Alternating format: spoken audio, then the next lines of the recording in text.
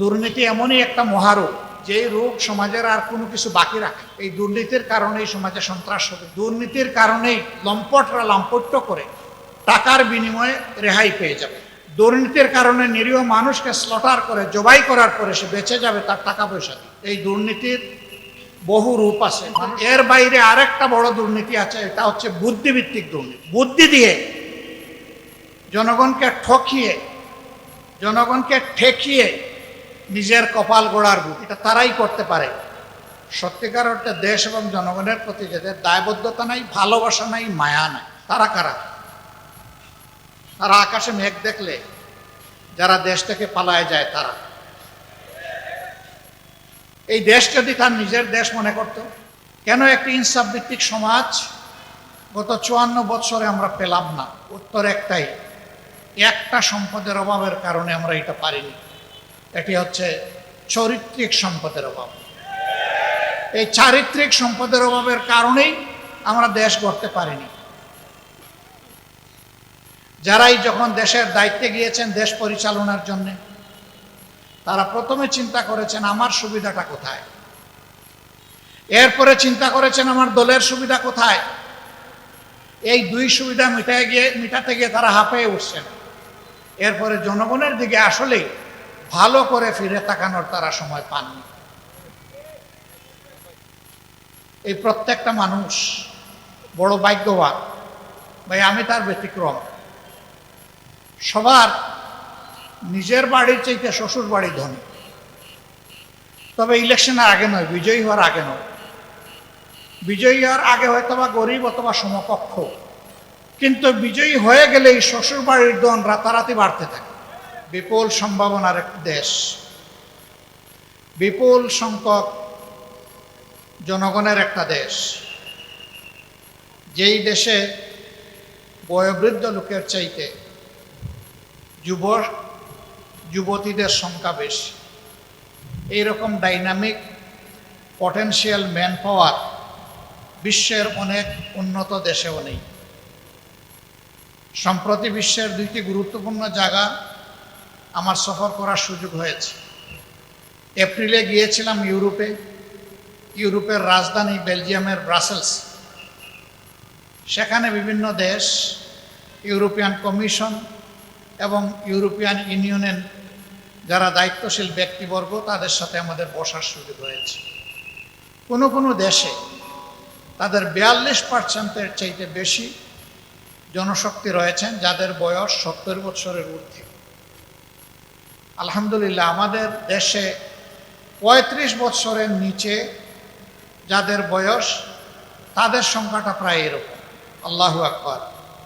এরাই ক্রিয়েটিভ, এরাই একটা সমাজকে কিছু গড়ে দিতে পারে। এদের উপরে নির্ভর করে যুগে যুগে সকল সমাজে পরিবর্তন এসেছে। এটা বিশাল একটা শক্তি আমাদের দেশের। আমাদের মাটির নিচে আল্লাহ সম্পদ দিয়েছেন, মাটির উপরে সম্পদ দিয়েছেন। আমাদের পানি জলসীমার ভিতরে সমুদ্রে, নদীতে আল্লাহ সম্পদ দিয়েছেন। সমুদ্রের তলায় আল্লাহ সম্পদ দিয়েছেন। কিন্তু এত সম্পদ থাকা সত্ত্বেও আমরা কেন আমাদের স্বপ্নের বাংলাদেশটা গড়তে পারলাম না? কেন একটি ইনসাফ ভিত্তিক সমাজ গত 54 বছরে আমরা পেলাম না? উত্তর একটাই, একটা সম্পদের অভাবের কারণে আমরা এটা পারিনি। এটি হচ্ছে চারিত্রিক সম্পদের অভাব। এই চারিত্রিক সম্পদের অভাবের কারণেই আমরা দেশ গড়তে পারিনি। যারাই যখন দেশের দায়িত্বে গিয়েছেন দেশ পরিচালনার জন্য, তারা প্রথমে চিন্তা করেছেন আমার সুবিধাটা কোথায়, এরপরে চিন্তা করেছেন আমার দলের সুবিধা কোথায়। এই দুই সুবিধা মিটাতে গিয়ে তারা হাঁপিয়ে উঠছেন। এরপরে জনগণের দিকে আসলেই ভালো করে ফিরে তাকানোর তারা সময় পাননি। এই প্রত্যেকটা মানুষ বড় ভাগ্যবান ভাই, আমি তার ব্যতিক্রম। সবার নিজের বাড়ির চাইতে শ্বশুর বাড়ি ধনী, তবে ইলেকশনের আগে নয়, বিজয়ী হওয়ার আগে নয়।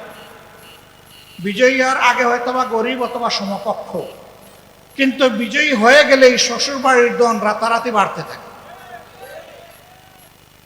তার কারণ মনে মনে ভয় পায়, আমার অ্যাকাউন্টে যদি টাকা ঢুকে দুদক হয়তো আমার ঘরে একদিন চলে আসবে, কিন্তু যদি শ্বশুর শাশুড়ি শালা শালীর নামে পোস্টিং হয়ে যায়, শালার বোন নামে যদি জমা থাকে, তাইলে আশা করি দুদক সেখানে পৌঁছবে না।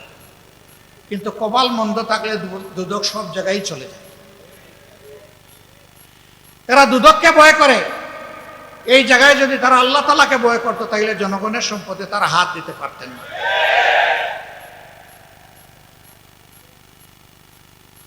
15.5 বছর এই দেশ থেকে বিপুল পরিমাণ অর্থ বিদেশে পাচার হয়েছে। বাংলাদেশ ব্যাংকের হিসাব মতো এর পরিমাণ হচ্ছে 26,58,000 কোটি টাকা। বাংলাদেশের বার্ষিক বাজেটের 5 গুণ। এই টাকা যদি বাংলাদেশের ভিতরে থাকতো, তাহলে বাংলাদেশ আজকে কোথায় চলে যেত? এ মাসেই গিয়েছি চীন সফরে, এপ্রিলে গিয়েছিলাম ইউরোপে। সবার একই কথা, তোমাদের দেশে যদি একটা জিনিসের উপর তোমরা বিজয় অর্জন করতে পারো, তাহলে তোমাদের দেশ বদলাতে 20 থেকে 25 বছরের বেশি সময় লাগবে না। একই কথা। আমরা জিজ্ঞেস করেছি, আমাদের তো একটা অবজারভেশন আছে, তোমাদেরটা কি? বলেছে এটা দুর্নীতি, দুর্নীতি এবং দুর্নীতি। এই দুর্নীতি যদি তোমরা ঠেকাতে পারো, তোমাদের দেশ বদলে যাবে। আমরা তোমাদের দেশের সাথে ব্যবসা বাণিজ্য করি, তোমাদের দেশের দুর্নীতি দেখে আমরা লজ্জিত হই, কিন্তু তোমাদের লোকেরা লজ্জিত হয় না।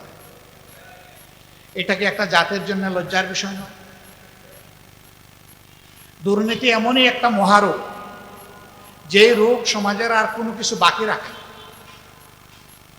এই দুর্নীতির কারণেই সমাজে সন্ত্রাস হবে, দুর্নীতির কারণেই লম্পটরা লাম্পট্য করে টাকার বিনিময়ে রেহাই পেয়ে যাবে।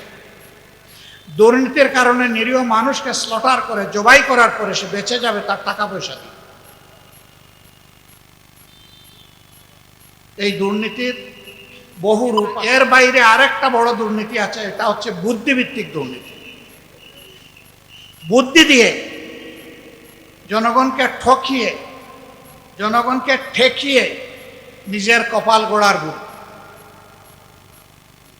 এটা তারাই করতে পারে সত্যিকার অর্থে দেশ এবং জনগণের প্রতি যাদের দায়বদ্ধতা নাই, ভালোবাসা নাই, মায়া নাই। তারা কারা? তারা আকাশে মেঘ দেখলে যারা দেশ থেকে পালায় যায় তারা। এই দেশ যদি তার নিজের দেশ মনে করতো, কা পালায় না, গোষ্ঠী শুদ্ধ পালায়।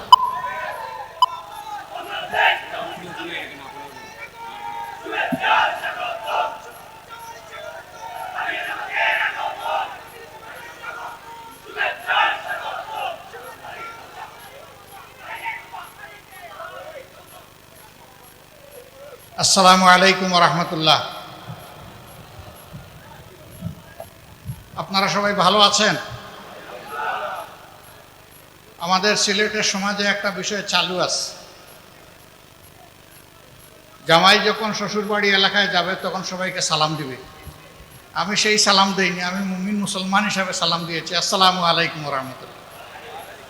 প্রথমটা শ্বশুরবাড়ির সালাম, দ্বিতীয়টা আমার নৈতিক দায়িত্বের সালাম। শুকুর আল্লাহ তাআলার, আজকের এই সমাবেশে তিনি আমাকে তৌফিক দিয়েছেন আপনাদের সামনে হাজির হওয়ার জন্য। বাংলাদেশ জামাত ইসলামী বিয়ানীবাজার উপজেলা শাখার উদ্যোগে আয়োজিত আজকের এই জনশক্তি এবং সুধী সমাবেশের সম্মানিত সভাপতি, মঞ্চে বসা বাংলাদেশ জামাত ইসলামের কেন্দ্রীয়, আঞ্চলিক এবং স্থানীয় নেতৃবৃন্দ, আমার সামনে উপস্থিত আমার কলিজার টুকরা প্রিয় সহকর্মী এবং সুধীবৃন্দ, জাতির বিবেক, সাংবাদিকবৃন্দ, প্রিয় বিয়ানীবাজারবাসী, আল্লাহ তাবারক ওয়া তাআলার অগণিত শুকরিয়া যে আল্লাহ রাব্বুল আলামিন বাংলাদেশের মতো একটি দেশ আমাদেরকে দান করেছেন। আলহামদুলিল্লাহ।